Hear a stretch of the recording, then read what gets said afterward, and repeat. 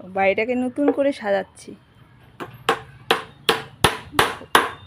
গ্রিলগুলো রং হচ্ছে, এদিকে বক্স একটা ক্যাবিনেট বানানো হয়েছে। এই যে এখন এগুলোতে সানমাইকার লাগানো হবে। আর এই যে এখানে রং হচ্ছে গ্রিলগুলো। নমস্কার বন্ধুরা, আমি বিদিশা আরও একটি মিনি ব্লগ নিয়ে চলে এলাম তোমাদের সামনে। আশা করছি ভালো লাগবে। সারাটা দিন প্রচুর ব্যস্ত, এই ব্যস্ততার মধ্যে তবুও তোমাদের সাথে ভিডিও শেয়ার করছি। জানি একটা দিন ভিডিও শেয়ার না করলে তোমাদেরও ভালো লাগে না, মনে হয় দিনটা যেন কেমন একটা মরা মরা টাইপের, তাই না?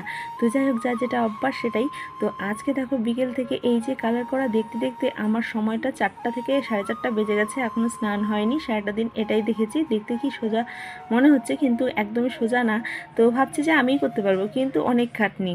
আর এই গ্রিল কালারটা বেশি করতে আর কি খাটনি শুনলাম, কারণ দেখে দেখে করতে হয়, আর ছোটো কাজে বেশি বড় খাটনি, তাই না? বলে না, ছোটো পটাকা বড়া ধামাকা। তো কেমন লাগলো ভিডিওটা?